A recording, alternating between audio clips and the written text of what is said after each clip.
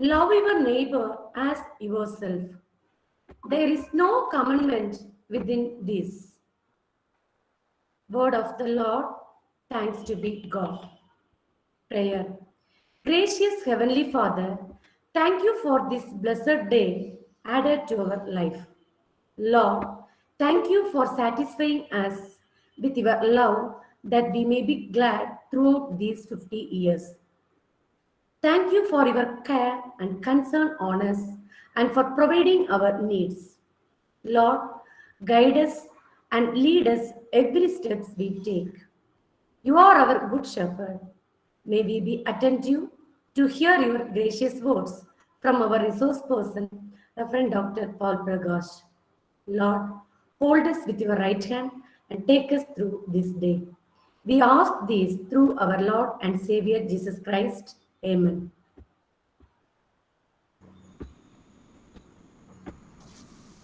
It's my privilege to invite Dr. Patricia Alphen Nirmala, Head and Assistant Professor of English, to welcome the gathering.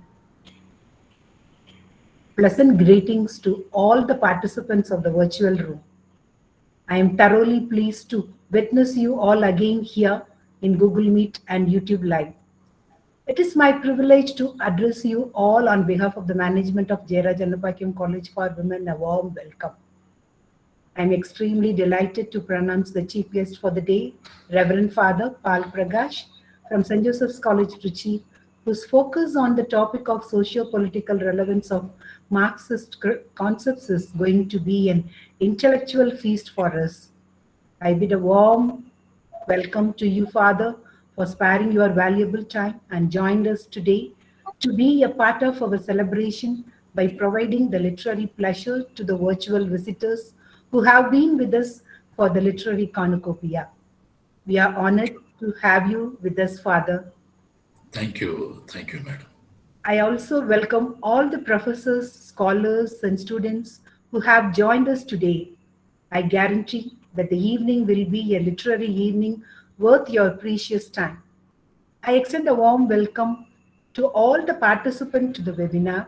We are truly delighted with your presence, which establishes the success of the day. Without any further delay, I would like to start the session with Father. We would be delighted to have your suggestions and questions at the end of the session. Enjoy the session. Once again, I welcome one and all.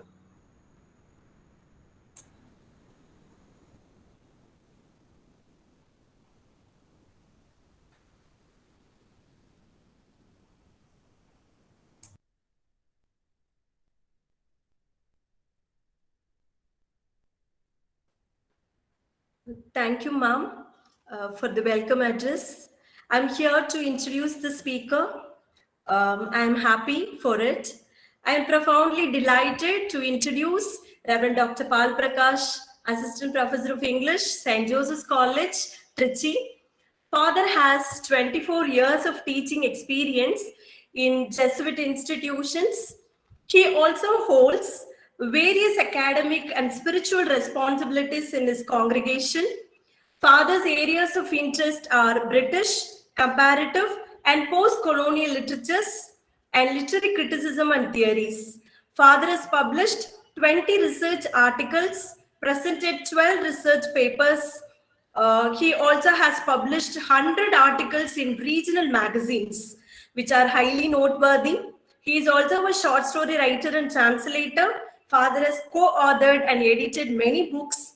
Father's consistent literary and spiritual explorations on the necessity of human beings to synchronize with nature and its creatures are highly remarkable. His vocal clarity, with choice of diction and multidimensional approaches in teaching, always lingers the minds and hearts of every listener. With this note, I request Father to take over the session. Please, Father. Thank you, Margaret, for your warm-hearted words. Father, At the outset, let me thank the college administration for inviting me, the head of the department, Dr. Patricia, for inviting me, and also for the prompt communications through email. I am very grateful to Dr. Immaculate, my own former student here in St. Joseph, and the organizing secretary. And I thank you all for joining this session. So let me share my screen. Yeah.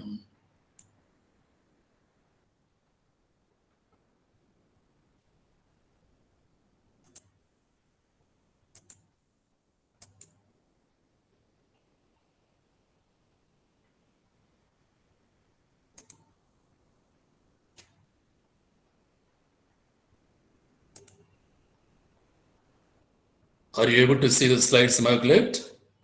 Yes, Father, it's quite visible. You just tell me if the slide changes. Does it change? Yes, Father, I'll do that. Does it change? No, do the Yeah, it slides changes. change? Yes, Father, it changes. Okay. Then let me begin. Dear participants, welcome once again to this session. I have given the topic as socio-political relevance of select Marxist concepts and theories. It could also be socio-politically relevant Marxist concepts and theories. It's all a matter of convenience. Now, to start with, why speak Marxism? Why we should speak Marxism? Why should anyone speak Marxism? At least I pose this question to myself. Why do I speak Marxism? Being a priest or being a professor, why do I speak Marxism? Now this question, this answer to this question of mine, let it set the prelude for this session. In the year 2005, I was in Delhi doing my theological studies. Now, it was a wonderful theological enterprise in Delhi. I happened to interact with D. Raja, whose picture I have put here. D. Raja, the current General Secretary of Communist Party of India. He was talking in a session in Indian Social Institute. I attended the session. He talked for an hour. For the first time, I listened to a man, a communist leader, speaking with such clarity of thought and conviction. 1 hour talk. He gave a socio-political analysis of the current Indian situation at that time, 2005. If many of you might remember, it was the time they were allies. They were allies of Congress. They were in the government. They were allies of Congress, but still, objectively, dispassionately, he could give a socio-political analysis of the then current Indian society. Then here down, we have Mr. Nallakanu, a veteran freedom fighter. We know him to be one of the very honest men in Tamil Nadu. And we also have listened to him. I have listened to him. I remember these two from Communist Party of India as committed veteran leaders. On the right, we have Sonat Chatterjee, who once again I had a chance to listen to in 2005 in 2-3 meetings. One meeting I remember in the International Convention Center in Delhi. I listened to him. I got the same feeling as I got after listening to Mr. Raja. The conviction, the clarity, the commitment with which he spoke. And here down, I have given the picture of Sitaram Yechury. Sitaram Yechury came to St. Joseph's a few years ago. I had a direct chance to interact with him, listen to him. The same commitment once again, the same clarity, the same fire. And there's a kind of an ire, not only just fire, a kind of an ire in the speech of these Marxist leaders. And then in the middle, we have here in the middle picture, we have Kannaya Kumar. Kannaya Kumar, a few years ago, we remember his Azadi speech, reverberating not only the precincts of JNU, but throughout the country, his voice was reverberating. Azadi, freedom. Freedom, not from anybody else, not from any alien, not from any foreigner. Freedom within the country. That was the voice that from Kannaya Kumar we all listened to. So this is the commitment. When we listen to a communist speaker, leader, when we listen to a Marxist thinker, we see that spirit, the fire, the honesty in their speech. There is also a lot of clarity and uncompromising social commitment in the speech, in the interaction, in the answers of all these people. This is on one side, dear friends. This is how Marxism comes across. I come across Marxism. I come across the Marxist leaders. I also the cadres. When I was near Tanjore, I used to be interacting with some of the Marxist cadres. They used to have the same passion. It's not that easy to become a member of Marxist party. No, you are thoroughly scrutinized before you are admitted into the Marxist party. So this kind of the spirit, the fire, the honesty, the clarity, the social commitment that we see in them is amazing. Is amazing. Literally in every Marxist leader, in every Marxist cadre, I see that spirit. On the other hand, we are all witnessing perhaps one of the worst times in India when it comes to capitalism.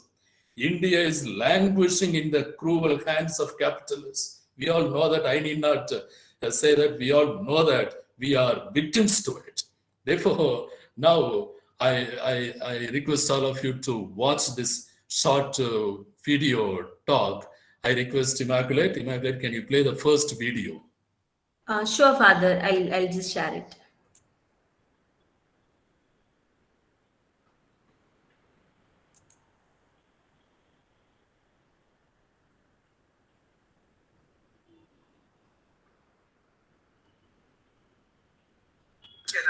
We Indians need employment, being employed. Namaskar to all my brothers and sisters in India. Namaskar to all my brothers and sisters in India. Today I'm here to tell you why Narendra Modi is the worst Prime Minister for India.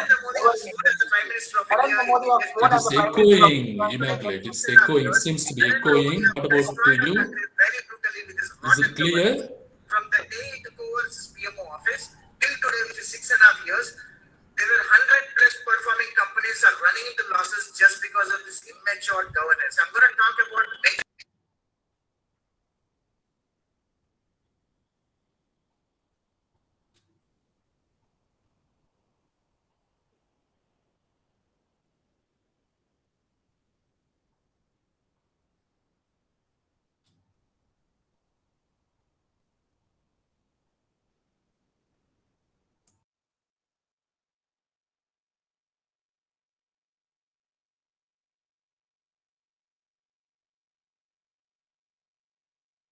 worst Prime Minister for India ever in Indian history.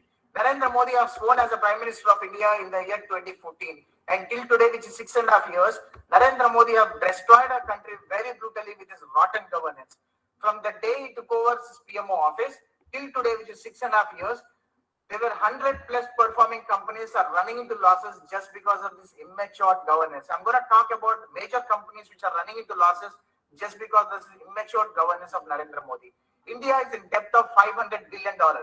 Vodafone is in loss with 50,000 crores. Airtel is in loss with 23,000 crores. BSNL is in loss with 14,000 crores. MTNL is in loss with 755 crores. PPCL is in loss with 750 crores. SAIL is in loss with 286 crores. Air India is in loss with 4,600 crores. SpiceJet Airlines is in loss with 463 crores. Indigo Airlines is in loss with 1,062 crores. DHL is in loss with 219 crores. India Post is in loss with 15,000 crores. GMR Infra is in loss with 561 crores. S Bank is in loss with 600 crores. Union Bank is in loss with 1,190 crores. Punjab National Bank is in loss with 4,750 crores. Axis Bank is in loss with 112 crores. JP Group is totally finished. Videocon is bankrupt. Aircel and Docomo is a bankrupt. Jet Airways is totally closed. 5 airports have been sold out to the India's richest man, comes from Gujarat. His name is Adani. Indian railways are on sale today. Heritages, including Red Fort, are renting. Many banks are merged and the branches are closed. Huge number of ATM rolls are shut down. All the banks incurring huge losses today. 36 largest debtors have crossed our country from the day Narendra Modi took over PM office. Few corporates, 2.4 lakhs crores of loans have been waived off to the rich people, not to the poor people and not to the farmers, unfortunately. BSNL, 54,000 jobs have been laid off and they are planning to cut more jobs in BSNL. Auto industry, 1 million jobs will be laid off very soon. Maruti cuts production at all, which is India's production brand. 55,000 crores inventory cars lying at factories with no buyers at all. 12.76 lakhs houses unsold in 30 major cities. Builders committing suicide. No buyers.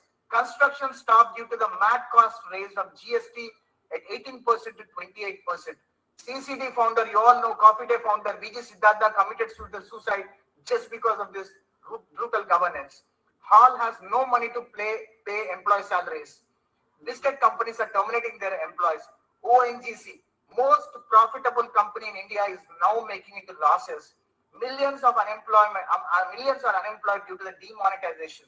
Highest unemployment rate ever recorded in the last 45 years of Indian history.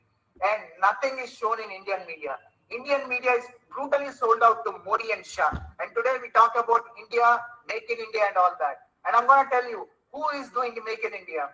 Today, Prime Minister comes from Gujarat, Home Minister comes from Gujarat, BJP Chief comes from Gujarat, CBI Chief comes from Gujarat, RBI Chief comes from Gujarat, Anil Ambani is a Gujarati, Mukesh Ambani is a Gujarati, Nirav Modi is a Gujarati, Mehul Choksey is a Gujarati, Lalit Modi is a Gujarati. Majority of the bank robbers comes from Gujarati and majority of the contractors comes from Gujarat. And this is the history of our India. And today, Modi followers still talk about Hindutva, Ram Mandir, Article 370, bombing Pakistan, bombing China.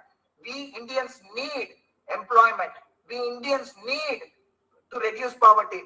We Indians need to raise our GDP. We Indians need to make sure our India is topping the chart and competing with all other countries.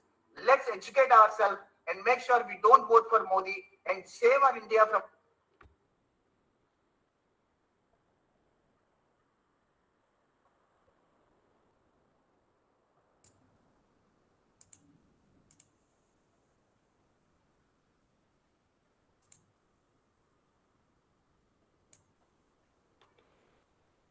Yeah, that's the end. I'll come back to the slides. Yes. 12 crores. JP Group is totally finished. Videocon is bankrupt. ASL and Docomo is a bankrupt. Shubham, can you present it again, the last one? Immaculate, ma'am. Unable to see, ma'am. Yeah, that's the end, Immaculate. It can be closed. It can be closed. Immaculate. Father? It can be closed. It's over. Immaculate, ma'am, in your system, the video is being played. Shut down. Kindly close. Thank you.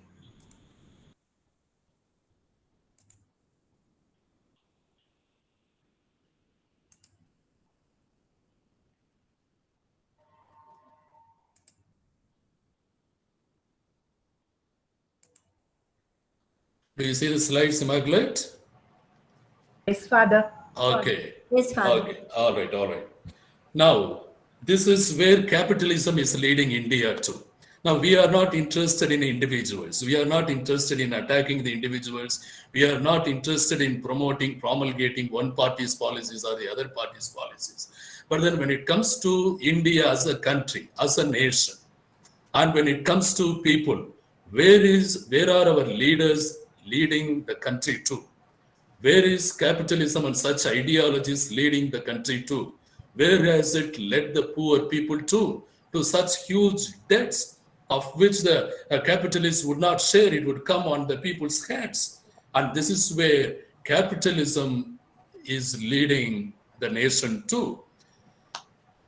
Capitalism leads the country and people into quicksands of debts. So the data that we listen to in the video talk, that speaks for itself.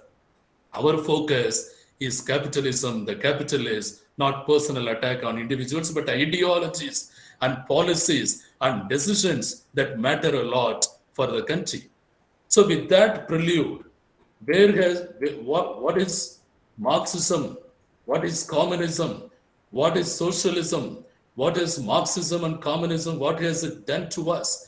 On the other hand, what has capitalism done to us? With that clarity as a prelude at the outset, let us go have a quick tracing of Marxism in visible communist forms for the past 200 years, just to have a historical knowledge, dear friends.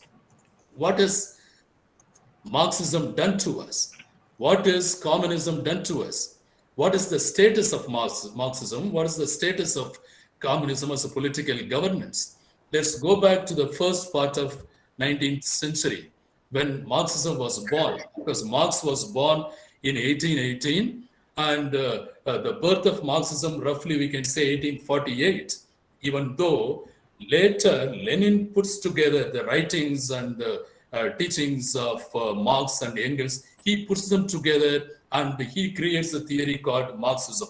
Before that, the Marxism as a theory did not exist in the intellectual circle much. Birth of Marxism, actually we can say, had its birth in the Communist Manifesto in the 1848. How did that come to be? Marx saw a widening gap between rich and the poor in his industrialized society, industrial society. He realized that more than ever before, the chasm between the rich and the poor was increasing multifold in the industrial society because the capitalists completely had the means of production, the industries, the companies in their hands. There was mass exploitation, inequality, and poverty in a society. And they wrote, the thinkers like Marx, Engels, and others, they came together and jointly they wrote this Communist Manifesto in 1848. Dear friends, if time permits, please read that. Many of us have heard of Communist Manifesto. We all know that there is a treatise called Communist Manifesto, but many of us perhaps have not read it. It's a short treatise. It's a long writer. It's a short treatise. You please go through it. Very powerful, very thought-provoking, very much conceptually clarifying document, Communist Manifesto of 1848. That gave birth to Marxism in a way in the written mode. So that speaks about bourgeois proletariat conflict leading to revolution. And Marx and Engels would say revolution was the only way for social transformation, a way out of poverty that they witnessed. When I say that they witnessed, Engels did not witness poverty much, but Marx did. Karl Marx knew the pangs of poverty. He suffered from poverty. His family suffered from poverty. He was a man of principles. If he had wanted, he could have lived otherwise, but he was a man of principles. He knew, he experienced the pangs of poverty, and therefore he wrote, he thought, he preached, he spoke for the poor people. In the second part of 19th century, in the first part of 19th century, Marxism had its birth.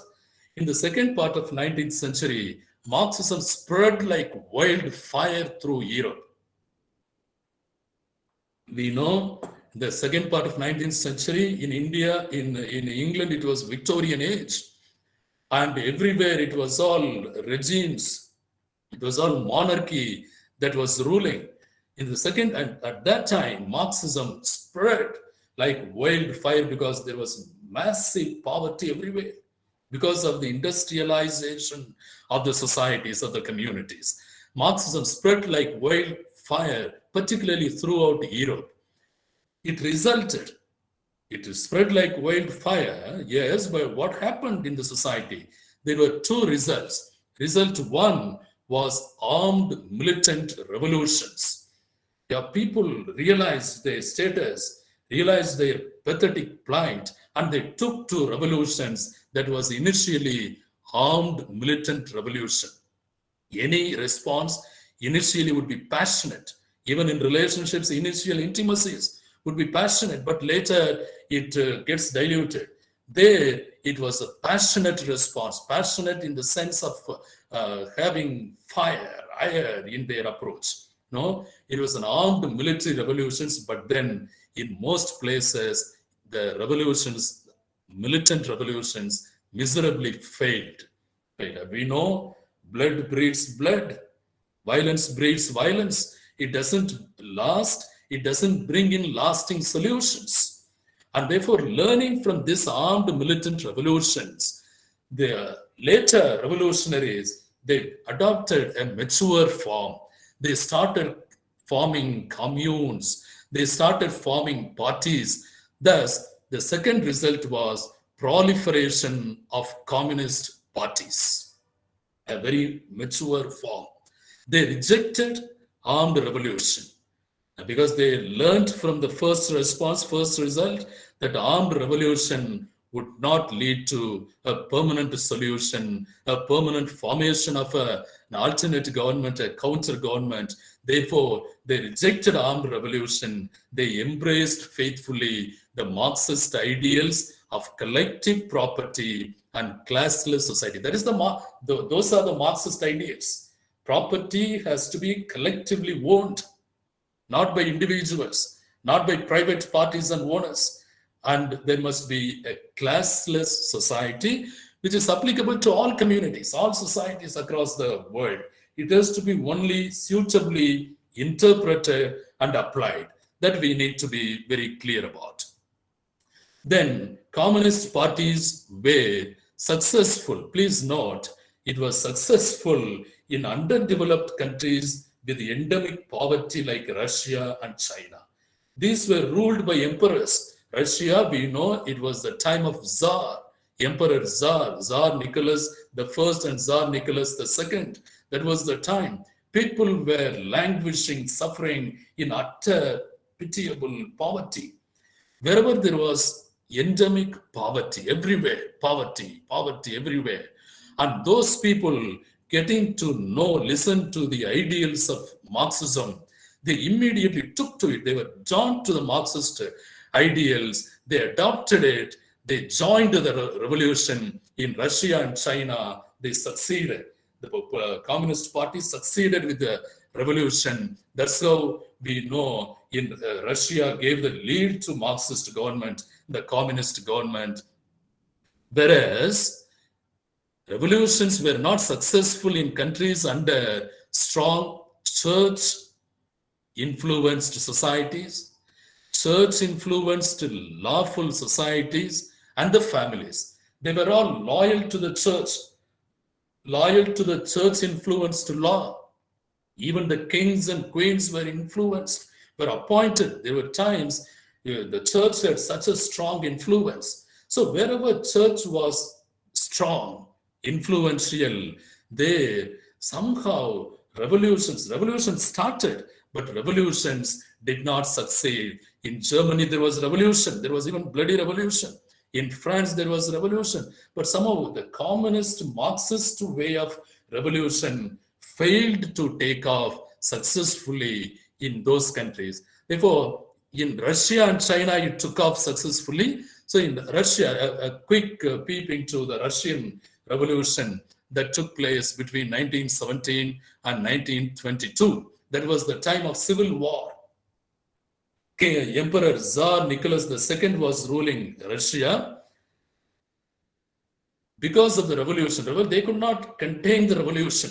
They could not control the revolution because of Marxism, because of the massive preaching, promulgation of Marxist ideals. What happened? The leaders, the advisors went and told Tsar, now it's time for you to renounce the throne. You cannot rule the country any longer. You renounce the throne. That's the only way to end the revolution. Okay? He renounced the throne. He abdicated the throne. Then the provisional government of urban capitalists took over Russia. What happened? They could not control the country 100%. Bolsheviks was one of the Soviets. Now, dear friends, we know USSR was the Union of Soviet Socialist Republics. We know that. Okay, that is the expansion. Soviet means grassroots groups, grassroots networks of the proletariat. There are students listening to this talk. For their sake, proletariat means working class. Bourgeois means the owners of production, the owners of resources, owners of companies, the rich people, the aristocrats, the rich people. Technically, they were the owners of the means of production, the companies. Whereas the proletariat is the poor people, the working class people, technically. Okay? Now, the working class people, they had formed grassroots assemblies, grassroots networks. One of the Soviets, one of the grassroots assemblies was Bolshevik group, which was very powerful. The major group among the socialist Soviets, they cooperated with the provisional government, but later they found even this provisional government was capitalist in approach. Therefore, they threw the government, Bolsheviks took over the government, and thus USSR was born. In 1922, Russian Revolution resulted in the formation of the government, communist formation was done by the Bolsheviks, particularly in collaboration with the other Soviets, other grassroots networks. For the first time in history, USSR, not only Russia, but 15 other countries in that federation became a mighty symbol, not only a mighty power, mighty country, but it became a mighty symbol of proletarian internationalism. Wherever there were supporters of Marxism, wherever there were supporters, upholders of communism, they raised their collar proudly, thinking of USSR. They entertained, they claimed loyalty to USSR. I remember when I was in the school, my teachers, my professors, they motivated us. They gave a positive opinion about USSR. I don't know why. They were all drawn to the symbol, the red symbol, the Marxist symbol. So Marxism, communism, socialism for the first time in history was established as a regime in USSR, and it was seen as a symbol of world revolution too. Even today, when we speak of revolution, Marxist revolution, we think of, if not Russia, we are reminded of USSR. Post-USSR, after USSR was formed, there were many other communist regimes that grew in number around the globe, around the world. By 1985, I remember, by 1985, 1/3 of the world, not just one federation, not just one country, 1/3 of the world was Marxist-Leninist government. To that extent, the formation of USSR had a strong influence. Unfortunately, the later part of the 20th century, because of totalitarian approach, because cultural elements were not given enough importance, USSR had to face great threat to its formation, to its integrity. 1985, Mikhail Gorbachev took over as the president.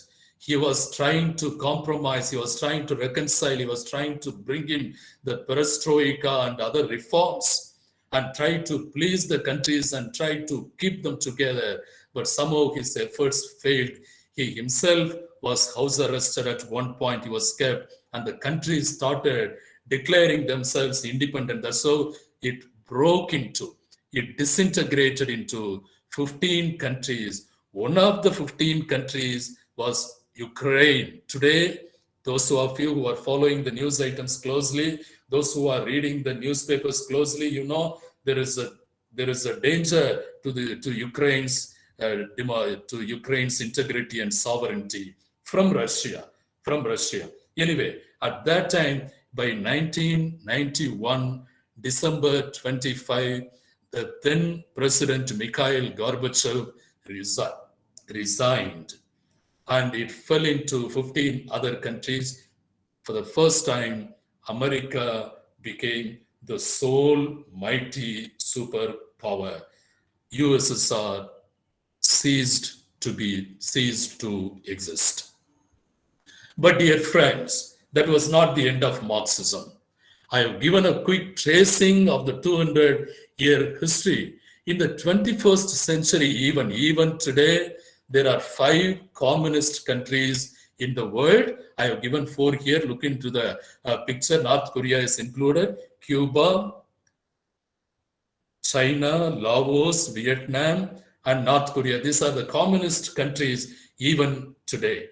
Now, with the fall of USSR, with the fall of communist regimes, even if these communist regimes fall, I tell you, based on my experience, based on the experiences in the history that we read through in the books, I tell you, Marxism will never die. Communism will never die. Socialism will never die until the last day of exploitation in this earth, until the last day of poverty in this earth, until a poor man exists in this earth. Marxism will be relevant. Communist system, socialist system will be relevant. That's my strong belief. What should happen in India? India is a socialist republic, socialist federation. Let us be very clear. It is, strictly speaking, it's not a country like USSR. It is a federation. It is a union. I'm happy that recently people started addressing it as a union. We need to be very clear. We must keep reiterating the point. It is a union. It should not be taking dominant decisions, stealing the powers of the states. Because it is a federation, it should not steal the powers of the states. We know what happened to GST, the share of the states. Central government is taking everything and it's not giving. The states have to be begging for what it is right royally. It can claim as its own. No? Anyway, that is the situation here. Our wish, dear friends, is India in its true spirit becomes a democratic socialist federation. Please mark the words. It must become, it is in the constitutional. I am not speaking out of constitution. It's constitutional. India is a democratic, socialist, secular republic. It's a federation. It's a confederation. I wish that Marxism comes back more powerfully in the Indian subcontinent. It is a continent, country of countries, federation of countries, Tamil Nadu, Andhra Pradesh. We must be very clear about the distinct nature, unique culture, cultural niceties of each state in India. It cannot be a single country. I'm not questioning the integrity and sovereignty of India. I'm saying India is a federation of countries, of states. The federalism should not disappear. We must be clear about it, particularly as people of literature, people who are not just students. I used to tell my MA students, you are no longer students, you are all scholars, literary technicians. So as literary technicians, we have got our commitment to study theories and be literally committed to the country, committed to the state, committed to the society. Marxism increases multifold our commitment, our clarity, our conviction. With that belief, dear friends, with that belief and hope that Marxism has not died, Marxism will not die until the last two men, two women exist, live on this earth. Our wish that India becomes heavily influenced by the ideals of Marxism and it becomes once again a democratic socialist federation in its true sense, in its true spirit. With that belief, with that hope, we seek the socio-political relevance of Marxist concepts and Marxist theories. I am presenting here some select concepts. Those of you who have read of Marxism, we know the concepts. There are also students. So let's remind ourselves of the basic concepts and then move on to some specific theories. There are multiple theories brought under, placed under Marxism. Let us go only to the relevant ones that are socio-politically relevant for the times, for our times. Marxism and understanding. Marxism refers to, even for us professors, let's remind ourselves, let's refresh our own knowledge. Marxism refers to the political, economic theories of Karl Marx and Engels that explain the changes and development in the society as a result of opposition between social classes. Mark the words I have underlined: opposition between social classes. Karl Marx says he reads the history. He was a voracious reader. He was a strong analyst of the society, critic of the society. With that critical knowledge and approach, he read the history of humankind and he sensed down the ages there has been opposition between social classes. There has been feudal lords and slaves, later on royals and subjects, and still later in our times for the past 200 years, capitalists and proletariat. Opposing social classes have existed. These social classes have opposed each other always. In that tension, in that stress caused, there have been solutions, there have been good solutions, there have been bad solutions in the society. Society has always been a stratified society, an unequal society. That's what Marx realizes. Why? Because it has been full of exploitation. Always, somebody or the other, some class or the other, some community or the other, some society or the other exploits the other communities, other individuals, other classes. It has been like that. Unequal society because of massive exploitation, because of massive commodification, because of massive alienation. For the sake of students, commodification of what? Commodification of laborers, commodification of slaves, commodification of the poor, commodification of the working class. The students must understand it very clearly. Alienation means what? The poor people, the laborer is alienated from his own labor. His labor is stolen. His labor is taken. His labor is taken for the profit of the capitalist, whereas the human aspect of the laborer is completely ignored. Thus, the laborer, the proletariat, the working class is alienated, severed from his own humanity, from her own humanity, alienation. So society has been like that. Marx understood it very clearly.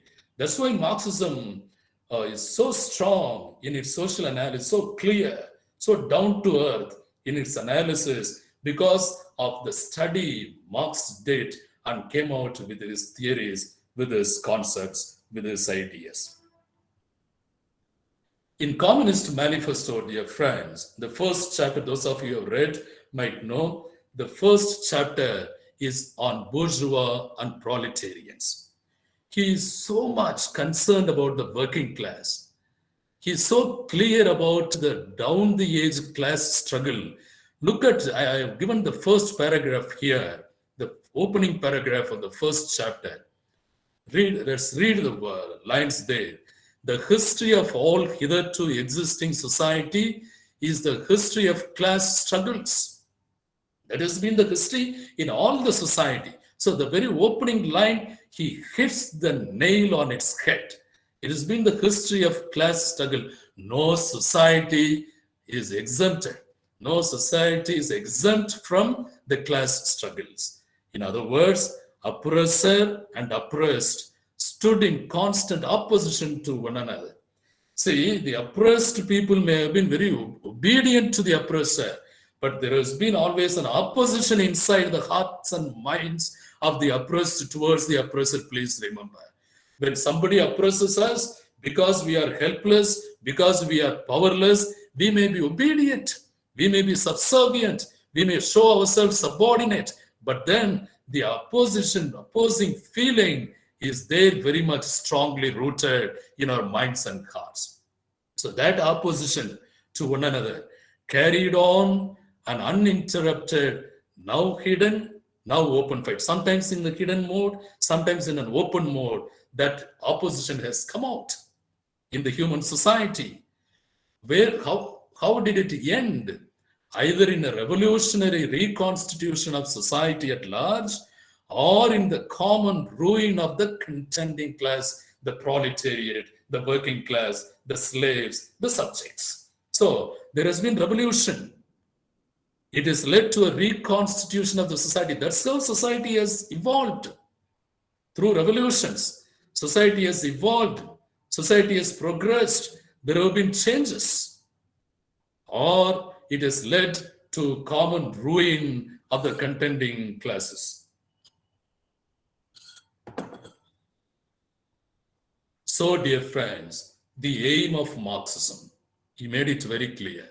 The aim of Marxism, particularly thanks to Lenin, Lenin put together all these things in clear-cut way, in a clarifying way, in an easily conceiving way, so that we are able to conceive these things easily. We are able to understand these things easily, thanks to Lenin. So the aim of Marxism is to bring about a classless society based on common ownership. That's important. Please note the words. Common ownership of the means of production, distribution, and the exchange of the same. So here, when we say distribution, please remember that must lead to an equitable distribution, not equal distribution. Equitable distribution, we know for the sake of students, I'm explaining. Equitable means if there are 5 in the family, 5 people work and contribute towards the common, and whatever is needed for the 5 people is given by the common, is given by the government, is given by the society. The collective ownership gives that. If there are 10 members in the family, 10 people contribute whatever they can to the common good, common ownership, common property, and whatever the 10 people require, from the common, it is given to them. And thus, what is communism? What is the Marxism? What is socialism in a way? To the common, according to your capacity, from the common, according to your necessity. This in the simplest way, dear friends, particularly the student friends, this is in the simplest way. If somebody asks you, what is communism? Say, to the common, according to your capacity, from the common, according to your necessity. This was made clear as the aim of Marxism. With that, so let's have that Marxism definition very clearly. That gives us a lot of clarity. Opposition between social classes is the crux of Marxism. Then common ownership. That's why Congress government or whichever the government will be, we are not party-based, party-biased.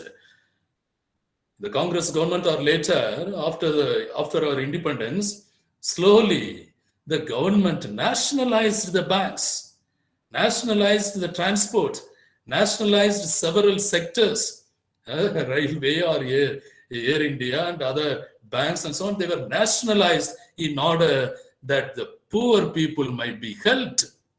The government might own a common ownership, state ownership, that they can help the poor come up in life.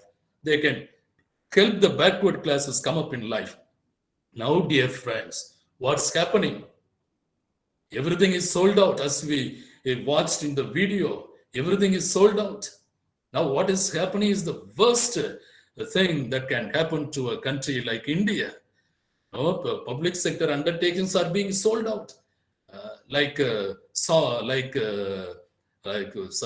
big property sold for a song. Somebody comes and sings a song, and you give away a big property. You see, and it's all leading the country to a great losses. Anyway, that's for another criticism. We need not be going into that too much now. We may not have time. Now, going into some Marxist concepts. The first concept, all of us, as soon as we speak of Marxism, we know Marx spoke about the base and superstructure. Dear friends, I'm explaining it again so that we are clear. It is applicable, very relevant even to our times. Now, economy controls. Whoever is economically powerful, economically rich, they control the rest of the society. So in his analysis of the society, understanding of the society's structure, Marx presented base structure and superstructure. He said base structure is economy, superstructure is government, family, religion, education, culture, philosophy, law, religion, all those things. So whoever, so far in history, Marxian analysis reveals this. So far in history, he found out the superstructure, namely the law, philosophy, morality, ethics, religion, education, literature, everything was created by the economically rich people, was used to legitimize the unjust base structure, namely the economic status, rich and poor. You are poor because you are doomed, you are predestined, you are made like that by God. That's what religion says, because religious principles, religious ideals were fixed, determined by the economically rich people, economically powerful people. So wonderful understanding of the society's structure by Karl Marx. Base structure controls the superstructure, namely economy controlling all other forms, all other systems. Therefore, now it is for us as Marxist thinkers, as Marxist critics, we need to, dear friends, attack the pro-capitalist literature. Not blindly study literature and go. Not blindly obey the religious norms. Whatever, I am a priest, you are a secular person, whoever it is. Now it is for us to be critical of what goes around us. It is for us, but as intellectuals, as professors, as academicians, it is for us to analyze the society objectively, dispassionately, and come out with findings in our writings. We need to write more than speaking, dear friends. Speaking is important. We need to record the facts. It is to reach far and wide. We need to write the findings of our analysis. We need to analyze our own society. As Marx did, it was a wonderful analysis of his own society structure as the base and superstructure. Then there is the invitation for us today is, as Marxist thinkers, as literary people, objective literary people, we need to attack pro-capitalist literature in our speaking and in our writing, in our books, in our articles, in our research works, and promote pro-proletariat, pro-poor, pro-working class literature. Literature should critically analyze the social reality and come out with findings and do that. This is the first Marxist concept that I would like to share with you, which we know the base structure and superstructure. I think that studying, understanding of it must give us a social commitment. You see, what Plato said, we know. Literature, poetry must serve a social project. It must form the individual. It must contribute to the social well-being. Otherwise, to throw the poetry out of the Republic. No, Plato. But of course, Aristotle came up with a much mature form. We have studied it in literary criticism. We need to contribute. We need to contribute to our own society. So that's the first concept I would like to speak about today. There are many Marxian concepts, but let us take only the relevant ones. I have taken just 2 concepts and 3 theories and quickly go through all of them. Now, the second one is dialectics. Marx saw his society, looked at it, he analyzed the society, analyzed the structure of the society, analyzed how somebody flourishes, somebody vanquishes, somebody languishes. He realized the problem is society is unequally divided. There is bourgeois, owners of means of production and profit. There is proletariat, workers deprived of both the means of production and the profit of their own production. But it is their work which is given them the profit, which has given the bourgeois the profit, but they don't have a share in the surplus. They don't have a share in the profit. See? And he realized the solution is for the proletariat, working class, to unite and fight. So workers of the world unite. You have nothing to lose but your chains was the logo, was the slogan of the Communist Party around the world that reverberates around the world even today. Workers of the world unite. May 1, workers of the world unite. In our context, people like Ambedkar and so on, educate, organize, fight, agitate, organize, fight, educate. That was the spirit with which Marx took the dialectic model of revolution. Model in history and nature Marx took up was dialectics. Dialectics was not originally the contribution of Karl Marx. We know that. It was the contribution of Hegel, the German philosopher. He takes dialectics. It is through dialectics Marx realized it was always through dialectics history moved to the next stage. History evolved to the next stage. What is dialectics? Particularly students, please understand. Let me explain it in a simple way. What is dialectics? Dialectics is the thesis, antithesis, synthesis model. Thesis, antithesis, synthesis model. You can understand thesis as an ideology, as one force, as one power. Yeah? Okay.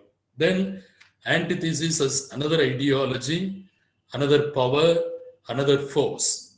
When there is one force coming in contact with another force, coming in clash with another force, coming in conflict with another force, this is in conflict, in clash with, in contact with, antithesis, there is synthesis. To understand how Marx beautifully he understood, he explains, he doesn't give the example of clouds and the parents here. For your sake, I am giving this example. Think of a cloud, a dark cloud coming, floating in the sky. This is one force, one power, thesis. Now, it comes into a clash with another cloud, another dark cloud. Because of the clash, as a result of the contact, as a result of the clash, as a result of the conflict, what happens? There is rain. There is rain. That is the synthesis. Rain comes to the earth. It comes in contact with, it comes in clash with, it comes in conflict with the earth. Plants are born. Plants are in conflict with, in clash with the air, the sun. Now there is harvest, it yields. It goes on like that. It goes on. Think of the parents on the right side, I have given the picture. Now the masculine, the feminine, the masculine, this is the power, the force. The counter force is the feminine. Or if there are feminists among you, don't mistake me. You may consider masculine, feminine as the thesis and masculine as the antithesis. That doesn't matter. So one force, the father. Another force, the mother. They come in contact with, they come in conflict with. I'm using the word, they come in clash with. That means they meet. They simply meet. They have a meeting. They have a tryst with each other. What happens as a result? There is a child. Child grows. Child is the synthesis. Child grows, becomes the father or becomes the mother later. That becomes a thesis for another dialectic. He or she would marry another girl or boy, an antithesis, there would be synthesis. It goes on like that. Karl Marx said, history has moved, history has evolved through the dialectics. After saying that, dear friends, explaining the clouds, explaining the parental image is not the purpose. Now, he said, down the ages, there has been one dominant ideology. There has not been another dominant ideology. That's why whenever there was another ideology, whenever there was a conflict, whenever there was a clash, whenever there was a healthy contact, synthesis was born, a new growth, a new progress. That was the result. Society, humanity, the earth, the world moved forward, evolved forward. That's how society has grown. That's how society has progressed. We have come to this stage in science or otherwise. Karl Marx said, today there is capitalism. Thesis. In the realm of ideology, there is thesis, there is capitalism. There is a counter antithesis that must be socialism, but it is in very weak mode, very weak form. That's why there is no revolution. That's why there is no social transformation. Karl Marx said, now there is a thesis, Now let us create an antithesis. Let us create a counter ideology. Now is the time. Now is the time. As Martin Luther King Jr. wrote in the Lincoln Memorial, now is the time for change. Now is the time for change. 2008, we heard the same phrase being repeated by Barack Obama in the American soil. Now is the time. Now is the time for change. Now is the time for change. Creation of counter ideology, antithesis, and thus there will be a social transformation leading to a classless society. Therefore, his study was capitalism, the thesis was very strong. Socialism, antithesis was very weak. Dear friends, how are things now? Capitalism is very strong. Let's apply it. This is the socio-political relevance of Marxism. Every concept of Marxism can be applied relevantly to today's context. Every Marxist theory can be applied. Something or the other of every Marxist theory is applicable to the current times, to the current context. Capitalism is very strong. Socialism is very weak. That was his realization. Bourgeois, very strong. Thesis was very strong. The proletariat, the working class, the poor, the antithesis was very weak. He is very weak. Proletariat revolution alone would lead to social transformation, a classless society. That was, he said, that was and that is the aim and purpose of Marxism. Thus, his concept, dialectics, is very relevant. So the first concept, the analysis of social structure as base and superstructure, that is very much relevant to our times, to our social context, to the political context. You yourself, we ourselves can analyze. It is immediately applicable. We know what's going on in the India. We know what's going on in the world. It's immediately suitable, applicable, relevant. So is dialectics. Once again, Marxist literary critics, we need to bring these things to the people's consciousness. That is our duty, our commitment. Marx's dialectic application to the world today is right-wing extremism is up in hand. Fortunately, in America, there is a little change. We have to wait and watch whether this change, the political change, would reap in any poor result. But today, take UK, take France, take India, the right-wing extremism is uphand. Right-wing means, dear students, please mark, the professors would know, right-wing stands for authority. I am big, now you work under me, authority, order, domination, totalitarianism. Okay? There is no space for plurality, diversity. So in United States, we witness it. In Russia, even Russia, we witness it today.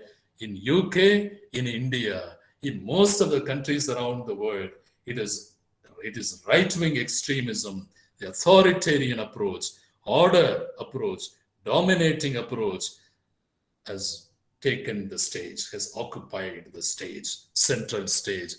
People are suffering. So what is needed? Right-wing extremism is the thesis.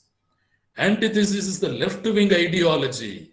It's the need of our consolidation of the left-wing ideology is the need of our equality.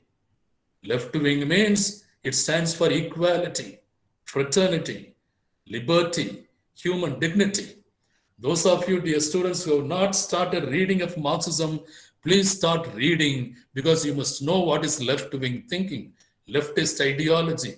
It is leftist ideology that leads to social transformation, social change, equality, liberty, and fraternity in the society.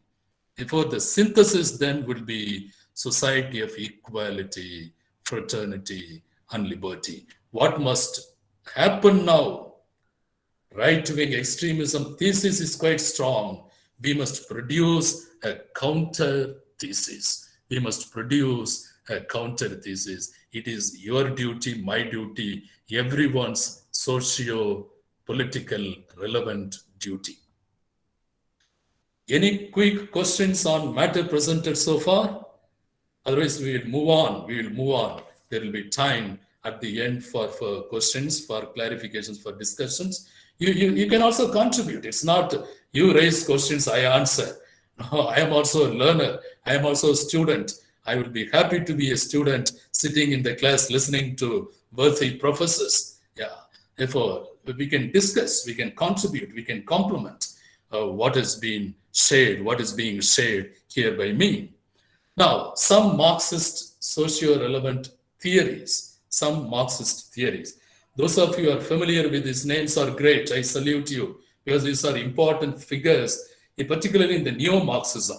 The traditional Marxism had its limitations. I have chosen all the three neo-Marxist thinkers because they agree with Marx in the foundational analysis, foundational understanding. They agree with him, but then they differ with him wherever there's a real need, considering their own social context. They differ with him.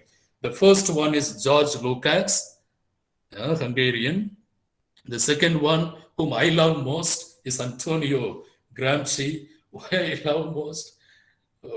You may know, those of you who are conscious of the Italian mindset. He's an Italian.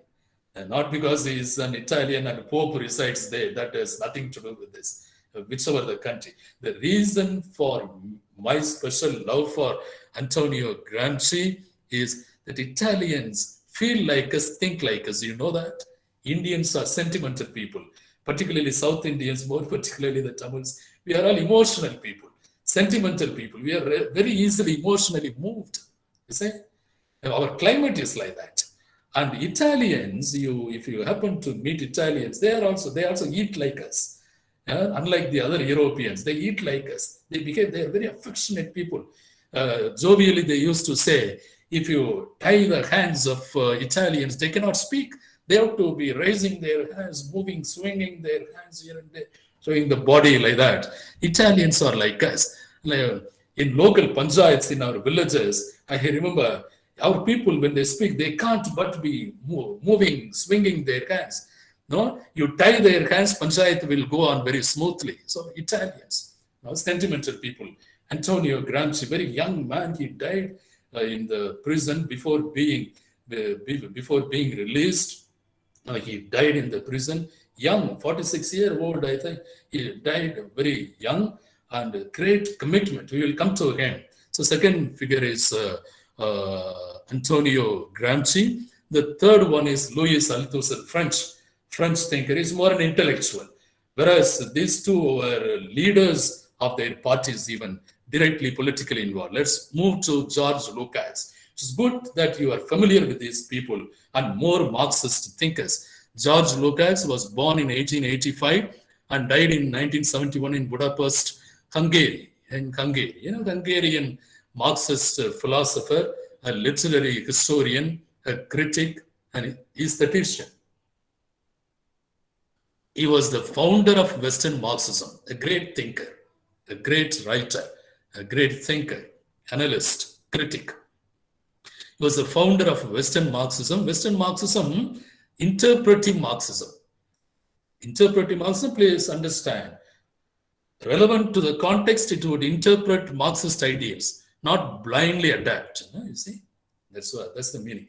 Interpretive tradition that departed from the Marxist ideological orthodoxy. Orthodoxy means the traditional, conventional mode.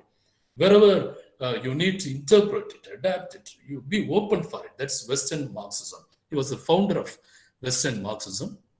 He was influenced by Karl Marx, Engels, Hegel, Lenin, all these leading wonderful people in the Marxist line. Okay, his major books, just for your knowledge, just for your information, History and Class Consciousness was a major contribution. I have given the title here. Theory of the Novel, you must read it. I must also read it. I have not read it fully. Theory of the Novel, More than 20 books he has contributed. He has also written, I put the titles, the cover pages on the right, The Destruction of Reason. The Destruction of Reason. Okay. His contribution, his theory was reflectionist theory. There's a very popular theory, reflectionist theory. To understand reflectionist theory, dear friends, we must go to Lenin's epistemological theory of reflection. Lenin said, how do we acquire knowledge? How do human beings acquire knowledge? We look at the reality. We look at a tree. We look at an object. We look at a human person. We look at the social issues. We look at the society. We look at the reality. When we look at the reality, we conceive the reality in the mind. In the mind, that reality, external reality, the external world, the external reality is reflected in the human mind. It becomes an idea. It becomes a concept. Ideas and concept put together is knowledge. Yeah, simple. Okay, so now writers, critics, Marxist thinkers, you reflect the society, he said. Lenin, you reflect the society in your speech. You reflect the society in your writing, in your books, in your treatises, in your criticism. You reflect the society. People who read the reflection of the society, be it, it could be writing, it could be art, it could be painting, it could be sculpture. In that, you reflect their world, you reflect the plight of the society, you reflect the condition of the society. People will be conscientized by reading your work, by looking at your work, they will be conscientized. As a result, there will be social transformation, there will be classless society. Okay? Particularly students, I suppose it's very clear, simple. From simple concept, we move on to a complicated, complex one. So he applies it to the Marxist revolution. You reflect the society faithfully in your literature, in your criticism, in your thinking, in your speeches. It will lead to conscientization of people. It will in turn lead to social transformation, classless society. Okay, this is Lenin's epistemological theory of reflection. George Lukács agrees with Lenin 100% initially, and he adapts it. He follows it. But then, as he grows, based on his own observation, based on his own experience, as he grows in the Marxist knowledge, as he tries to do an interpretive study, he explains in The Meaning of Contemporary Realism, that is his work that he wrote in 1958, he comes out with something beautiful. He says, the artist or the writer or the thinker reflects the social reality that will not lead to social revolution, social transformation. People might have a sheer reading, understand, and still keep quiet, and they may not know where to move towards, what to move towards. Okay, this is the condition of the society. Pathetic, pitiable, provocative. So what should I do? Where should I move to? For that, George Lukács, a great thinker, he said, we must also propose positive possibilities of a new society. So these people may be simple things, but they put it with a lot of clarity and conviction, a lot of clarity. He said, Marxist thinkers and writers and artists should propose positive possibilities of a new society, an ideal to move towards. Okay? Then that's what he said, and that concept worked with the people. He saw that in his own times. Now, dear friends, we need not go too deeply into this theory. Now, let me apply it to the Indian context, the reflectionist theory.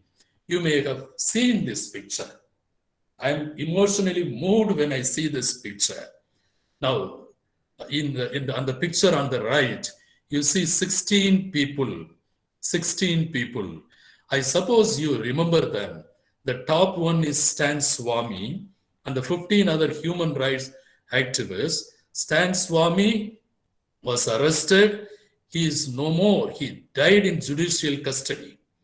And the others were all arrested, I think, except one. Nobody else has been given bail. Wow, who are these people?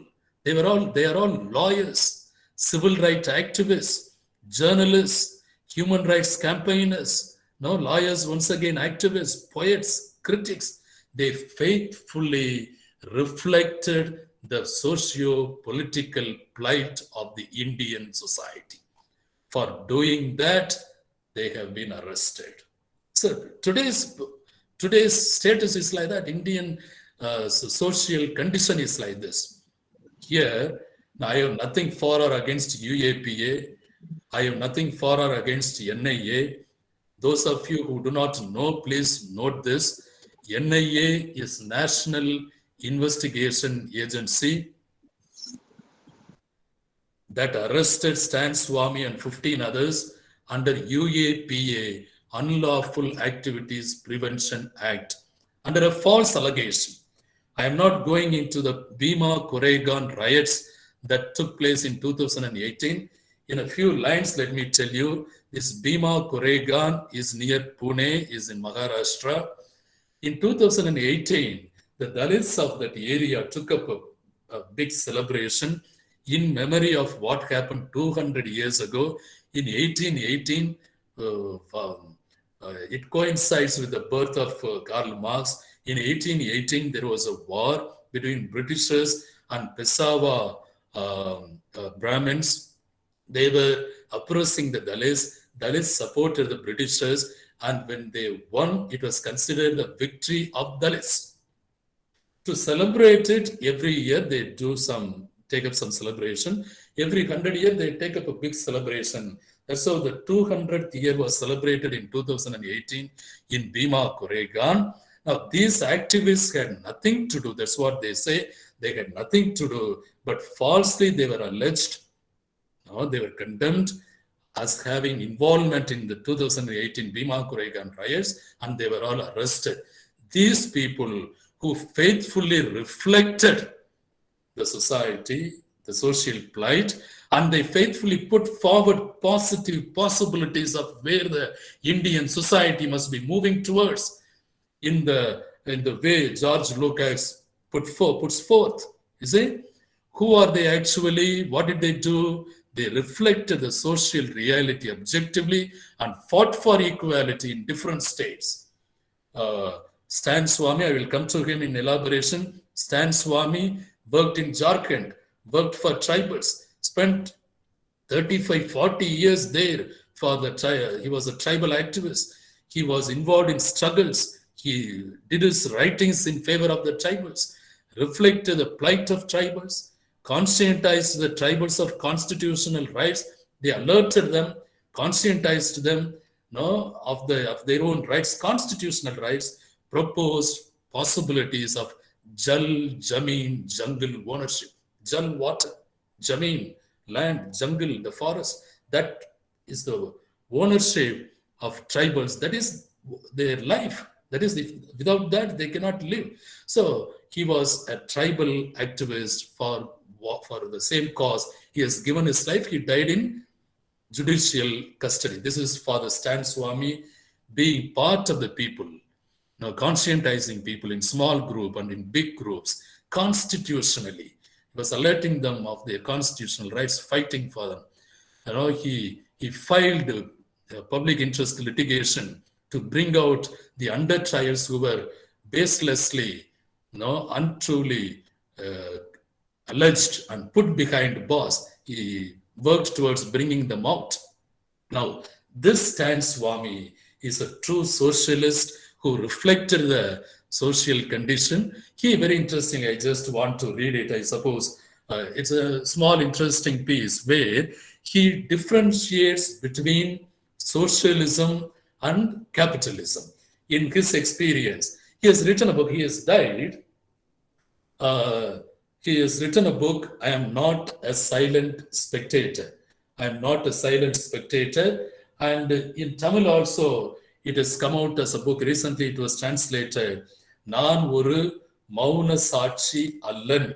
I am not a silent spectator. Wonderful book. His writings, even what he wrote, from the prison, he wrote, I am not a caged bird, like that. He wrote a beautiful poem. For want of time, let me not read it. If there is time during discussion, let me. Now, from this book, I am not a silent spectator. Let us go through a few paragraphs. Immaculate, can you upload the text? Yes, Father, I'll do that, Father. Please, yeah.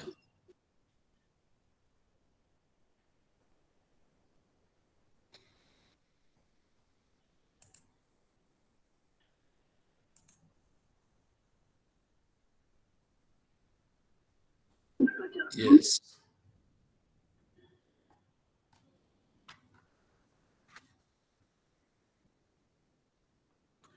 In this text, he shares his experience. Stan Swami shares his experience, one in Hong Kong and the other in China. Okay, come down, Immaculate. So in the first paragraph, he says how Hong Kong has become a strongly capitalist country. Everything in the hands of capitalists. Come down, come to the next paragraph. Yeah, okay. As I walked through, he shares a small experience that he had in Hong Kong. As I walked through a park early one morning, a silly thing happened. The pin of the chain of my old watch gave way, and the watch swung off from my hand and fell on the ground with a thudding sound. I picked up the watch and saw that it was still running. So it was a question of merely getting that small pin fixed so that I could wear the watch. Later in the afternoon, while returning to my living quarters, I walked into a glittering watch and clock shop where watches and clocks of every possible brand were exhibited in a very attractive fashion. I approached the person at the counter, pulled out my old watch from my pocket, showed him how the pin had given way, and asked him to replace the pin so that I could wear my watch. He looked at me with disdain. He looked at me with contempt and said curtly, "We don't do such things in Hong Kong. Old watches are not repaired. New watches are available in plenty." When I told him my watch was in good condition, only the chain had come off, he pointed to the door and asked me not to waste his time. So I walked out of the glittering shop, saying to myself, no, wait, come down. The previous line. Okay. Saying to myself, I left the shop, saying to myself, this is the true face of capitalism. Trying to invest on a small pin of the watch, trying to gain profit, taking this as an occasion. That is capitalism. Okay? So through a small instance, he explains. In the next paragraph, he explains how after a few days, he had a chance to go to China, and there he had a very pleasant experience. He says, next paragraph, in China, he has a very pleasant experience. He sees people, all the adults are placed in some job or the other. All the families are decently employed. All the families are decently employed. All the adults are employed. Therefore, they have a decent life. Now, there something happened. There, once again, he goes to a shop. What happened there? Yeah. That paragraph alone, let me read. Next paragraph, Immaculate. Yeah. The last paragraph, come down. Yeah, okay. Coming back to my broken watch chain. He is in China now. My friend took me to a small watch shop, bereft of any glamour, where old watches to be repaired or sold were hanging by the dozens on the wall. A young lady was busy fixing a watch, and when we showed her the broken chain, she promptly opened the drawer, took out a new pin, fixed it deftly, and asked me to wear the watch. After I wore my old watch, I asked her how much I should pay, but she shook her head with a broad smile and said, "But you are our guest. We do not charge our guests." I was not quite prepared for this small, simple but magnanimous gesture. I thanked her with a bow, and she responded with an even broader smile. As my friend and I took leave of her, I thought to myself, how endearing is this glimpse of socialism. Do we now see the difference between the two? That's what Stan Swami. Thank you, Immaculate. Thank you. Close it. Yes, Father. Thank you, Father.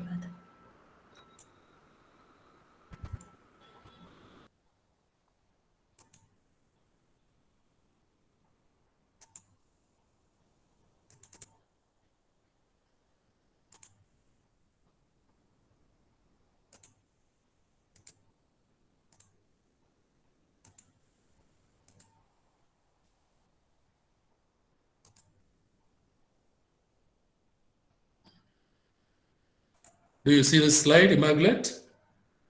Yes, Father, it is visible, Father. Yes. Okay, thank you. So that is Stan Swami, and the other activists also are like that. They faithfully reflect the society, and thus giving way for revolution, social and political revolution for which they have been arrested. This is the condition in the Indian soil. We shall move on to Antonio Gramsci, the second theorist. His theory is the theory of hegemony, another very relevant theory. Antonio Gramsci, he was born in 1891 and died in 1937 in Alice and Rome, Italy. He was born in Alice and died in Rome, Italy. He was an Italian Marxist philosopher, journalist, linguist, and politician. He was a founding member and former General Secretary of Italian Communist Party. He was arrested by Benito Mussolini. He was imprisoned for 20 years. He was a very powerful writer, orator. He was a very powerful man, a powerful thinker. The prosecutor, very interestingly, on the fourth line I have given, the prosecutor said, for 20 years, we must stop this brain from functioning. Therefore, he was jailed for 20 years. Young man, he was jailed for 20 years. He was in the jail. He wrote there. So his prison notebooks. Now it's a very popular book. I have a copy. His prison notebooks became very popular. 30 notebooks, and he has written 3,000 pages of history.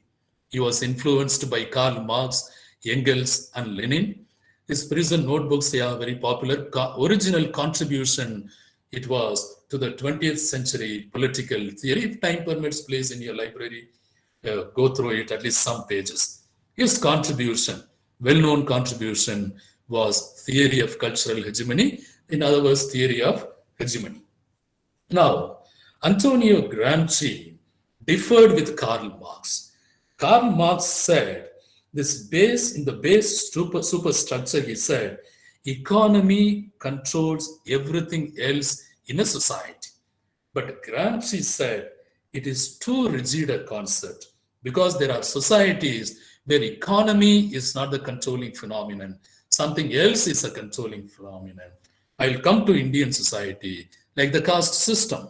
We will analyze it later. Like the caste system, that's not economy thing.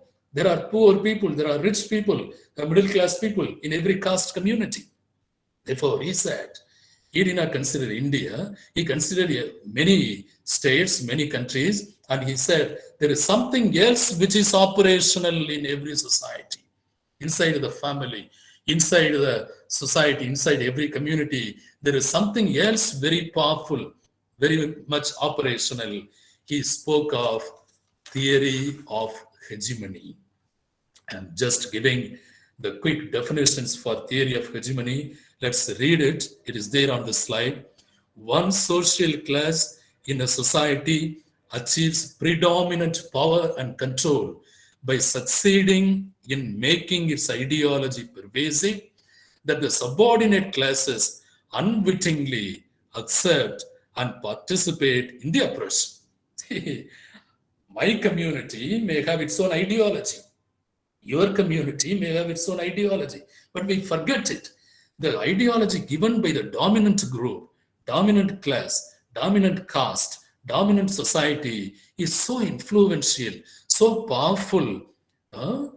It enjoys a predominant power and control in the society because of their control of the superstructure and the base structure all put together, that we take their ideology as our ideology.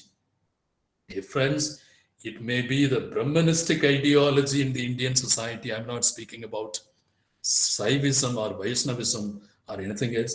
It may be. We are not against any particular group. We are not against any particular individual, but we are analytical. We are critical, objectively, dispassionately. So it may be the Brahmanistic superiority. It may be the white superiority in the American soil. It may be the German superiority in the European continent. It may be the Jewish superiority in the Middle East. We are against any predominant ideology. Yeah? He further explains the subordinate or the oppressed classes and individuals forget their own ideology, their own practices, their own religions, their own politics, their own law, their own literature. They forget their own and accept the dominant values as their own. As their own. That is the danger. And this, he says, Marxist thinkers and writers must conscientize the people, must alert the people about it. Automatically, there will be a revolution, there will be change, there will be transformation. Now, come to the Indian context, take the caste system, let's objectively analyze, let's apply our reason. Caste system has been presented in the Indian society as something given by gods. There was a yaga. Out of that yaga, we all know this. Now, let me quickly pass through this. We all know the story given to us is out from the head came the Brahmins, from the shoulders came the Kshatriyas, from the thighs came the Vaishyas, from the feet came the Shudras, and there are the Dalits who did not come from any part of the Brahmins. Periyar had his comment, let me not go into it. Now, can God create a hierarchized society? If he or she creates a hierarchized society, can he be just? If he is not just, can he be God? Can she be God? But it's there in the Indian society. Very interestingly, dear friends, let me recall what Kalaignar Karunanidhi, not as a political figure, but a well-known orator, where he spoke once, Arivu manam kamalkindra ஆலயங்கள் அற்றுப்போய் அறிவு மனம் கமழ்கின்ற ஆலயங்கள் அற்றுப்போனது. The reason has died, has taken the back seat. பாதியிலே வந்ததடா பலகோடி ஜாதிகள். பாதியிலே வந்ததடா பலகோடி ஜாதிகள். It came, dear friends, we know very well, in Sangam literature, there is no caste. There is no caste. There are only working groups, labor classes. People were all equals. And 3,000 years ago, there was no caste. Just for the past 3,000 years, this has come into being, which means a dominant group, a dominant ideology, has imposed its ideology on the subordinate groups, on the weaker sections. Perhaps we were all agricultural, our forebears, our forefathers, our foremothers, they were all agricultural owners and workers. They were simpletons in a way because they were secure in this land. They did not have any ethnic fear. People who had the ethnic fear had to create stories and pass on their ideology to the majority, and they had to be in a predominant position, you see. And concepts were imposed through stories and media. To this day, this is happening. Ravana was made an Asura king, an evil king. Who is Ravana?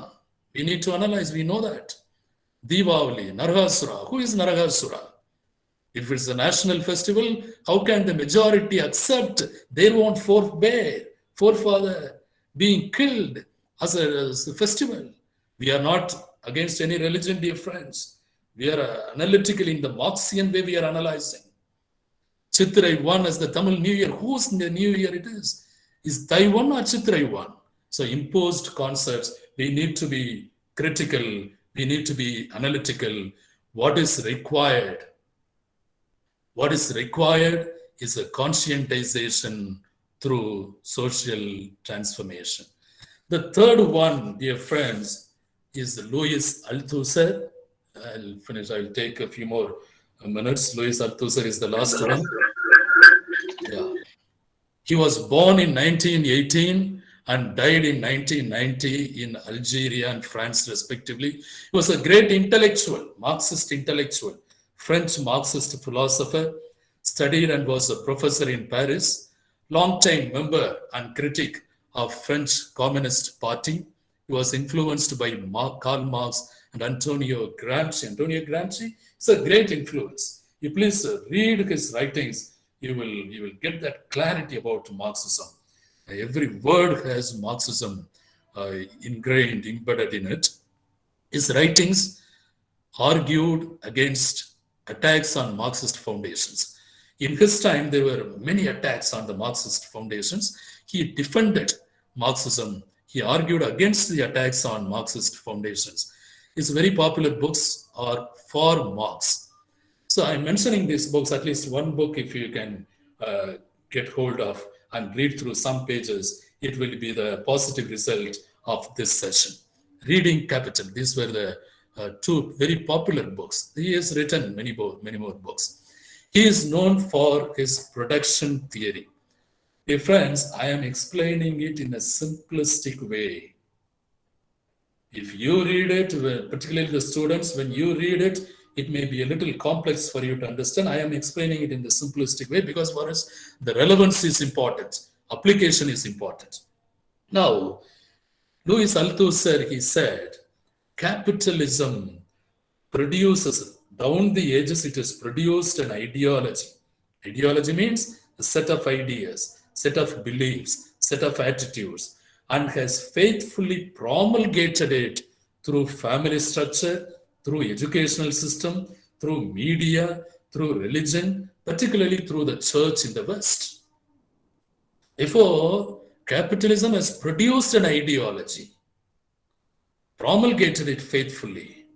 Now it's the duty of the Marxist writers, Marxist critics, to produce a counter ideology.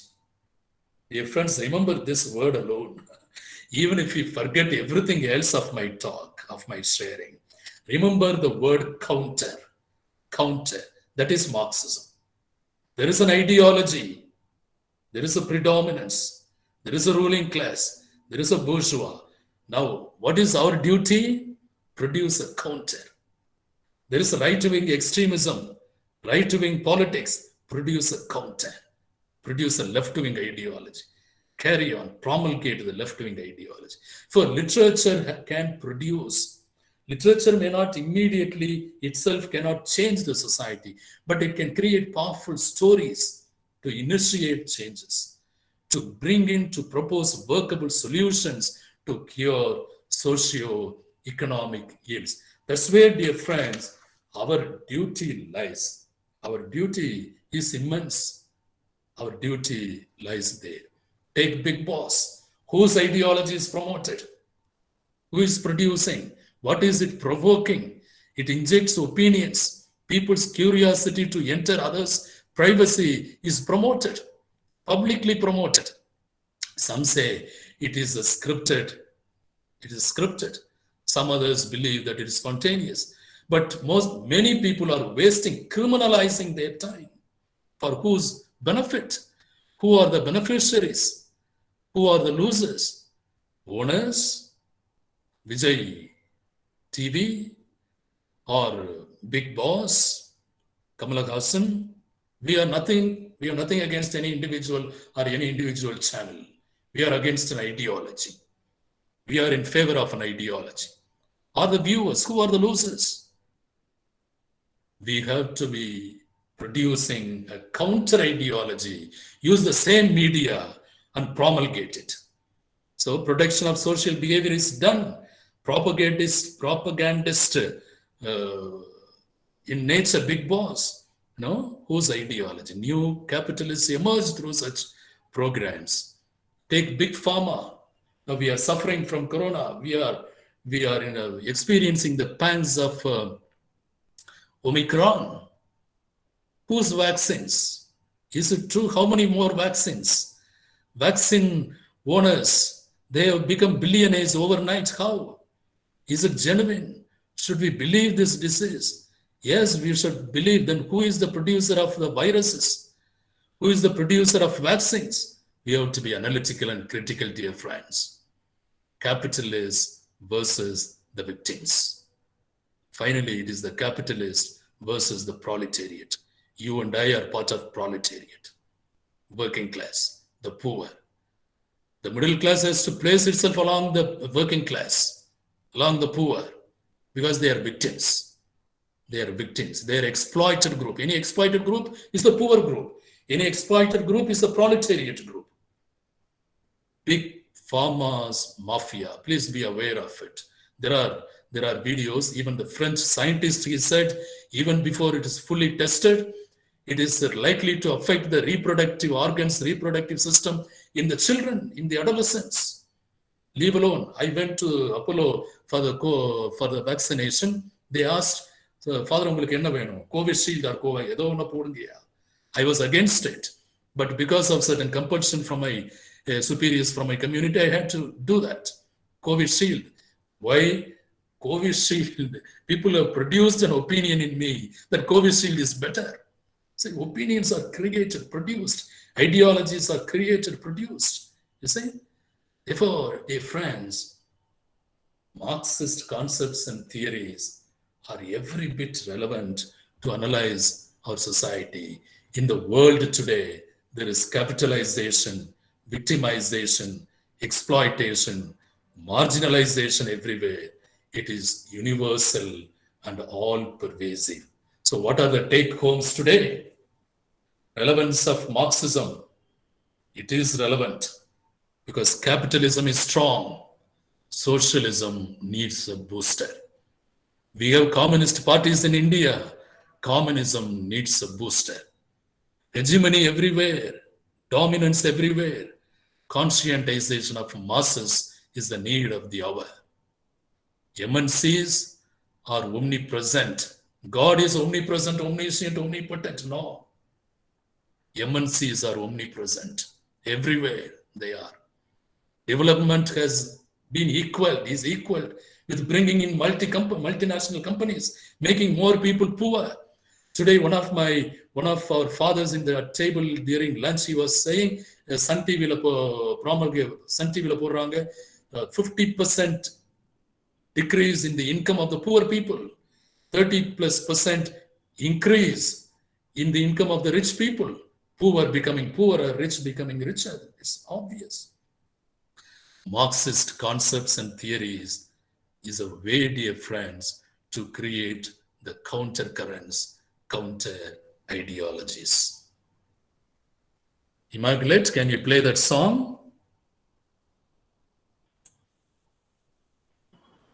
Yes, Father, I have asked Dr. Patricia to Let her play, yes. Yes, Father.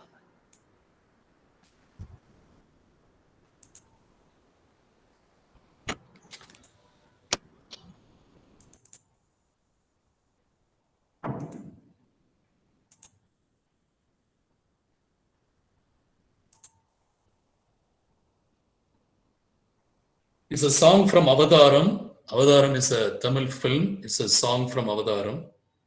Just to close the talk, yeah, we are playing it.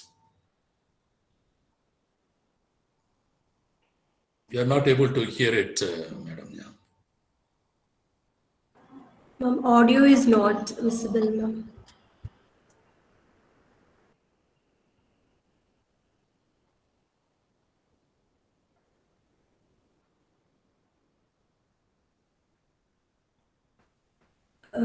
There is Ma'am, no audio. Yeah. Audio is not.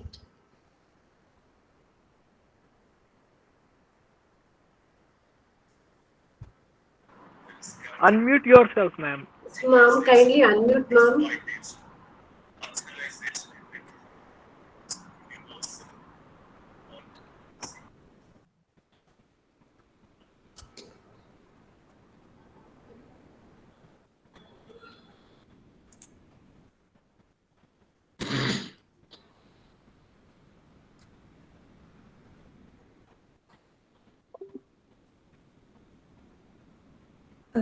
Ma'am, shall I give a try, ma'am?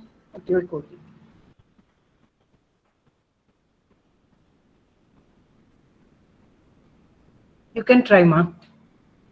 Okay, ma'am.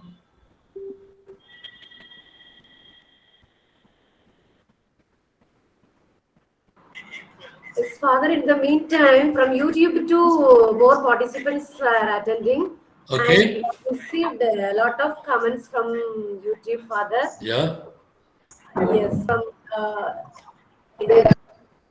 Yoga Archana is asking one question, Father. Shall we proceed until the review?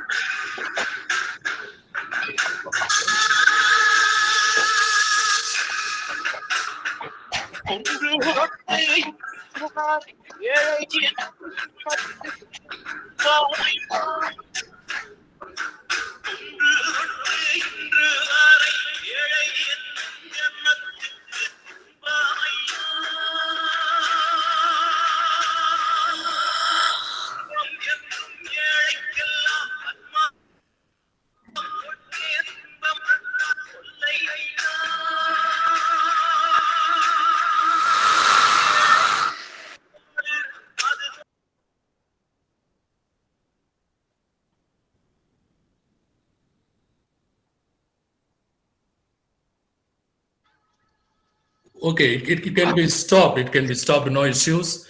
It is a song from Avadaram. Immaculate, it can be stopped, Immaculate. No issues, no issues, no issues.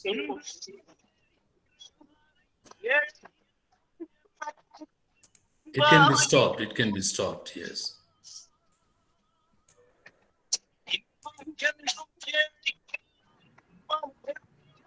Yes, Father. Are you able to see the slide? Immaculate, are you able to see the Yes, slide? Father, it is visible. Yes, Father. Okay. So the closing message is, now that is a song from Avadaram that illustrates the plight of the poor people. Those of you who watched the film Avadaram, those who have not watched, please watch. It is by Nasser, a wonderful Tamil movie, illustrating, bringing to our attention the declining plight of the folklores in Tamil Nadu, in South India, and how a visually challenged girl is raped at the end. And this is the kind of a plight of all the poor people. That's what the song explains. Okay, now closing message is, until there is exploitation, dear friends, there will be inequality. Exploitation is massive today. There is inequality massive today. Until there is inequality, there will be poverty. Yeah, we are witnessing it directly in the Indian society. Until there is poverty, there will be need for revolution. Until there is need for revolution, Marxism will stand relevant. Thank you. Thank you, Father. Yeah, welcome. For unfolding every facet of Marxism in a very clear way. This is the time for queries. Yes. So we will take a few queries. Yeah, we will take up a few questions. In case some students and others have got questions further, they can also send to my email ID. I have put it there, paulpragash@gmail.com.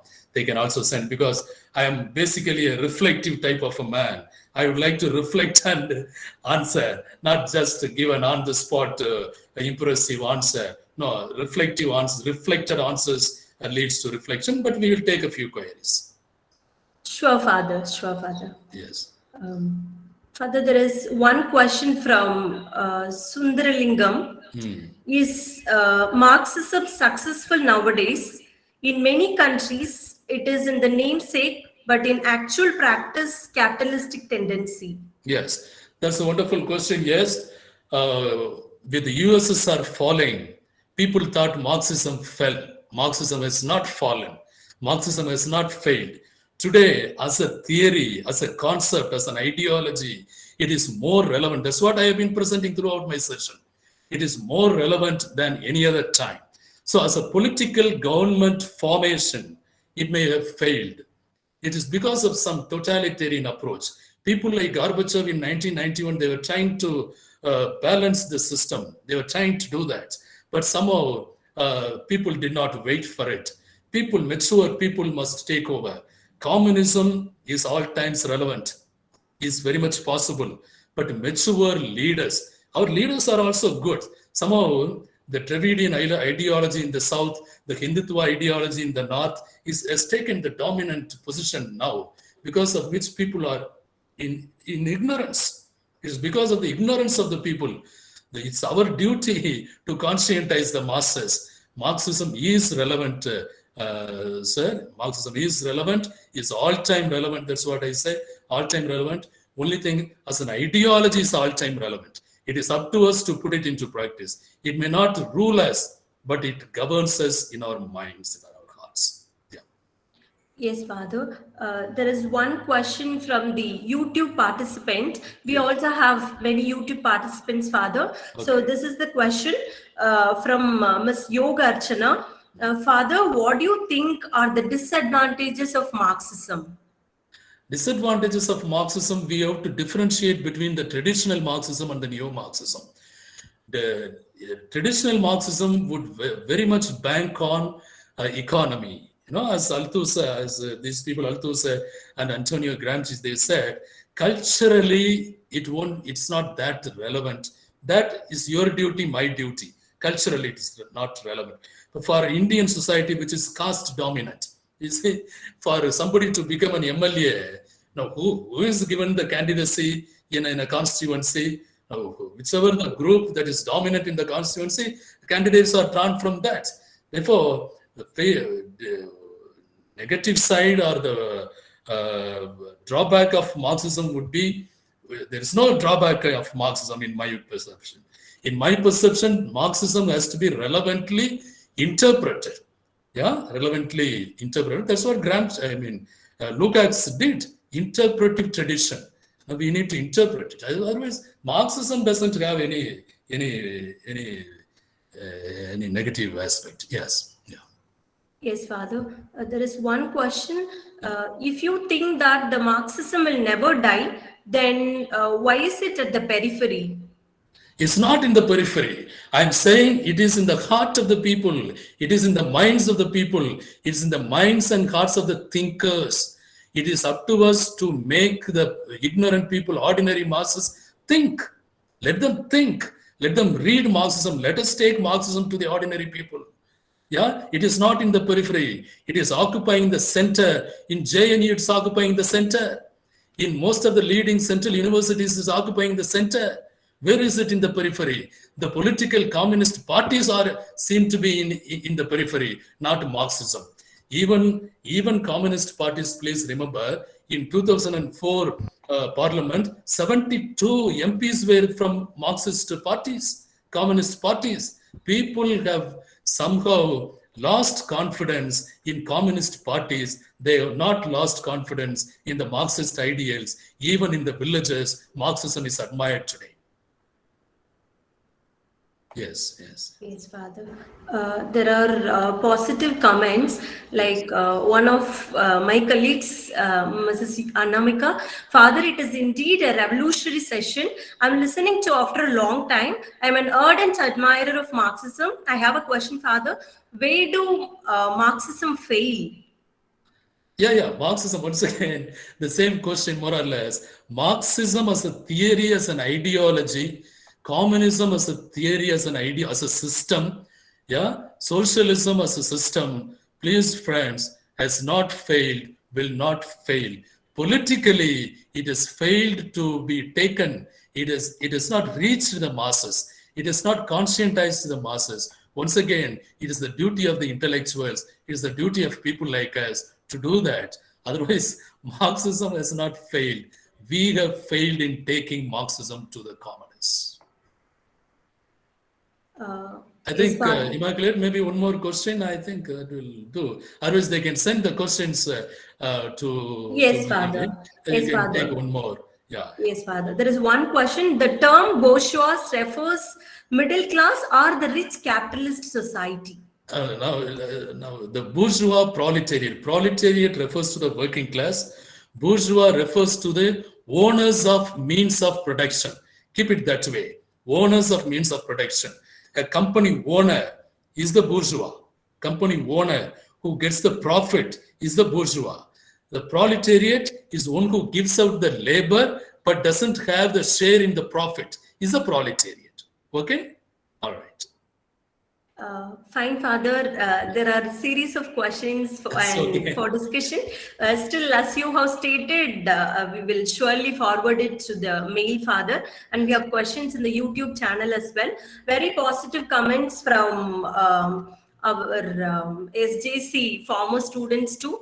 That they felt that they have come back to their PG classes, it seems. All these positive comments, Father. So thank you, dear participants, as the resource person has stated. We assure you that these questions will be responded and it will be brought for discussion. It will be replied for by Father. Thank you, dear participants, for all the very lively questions that you have posted.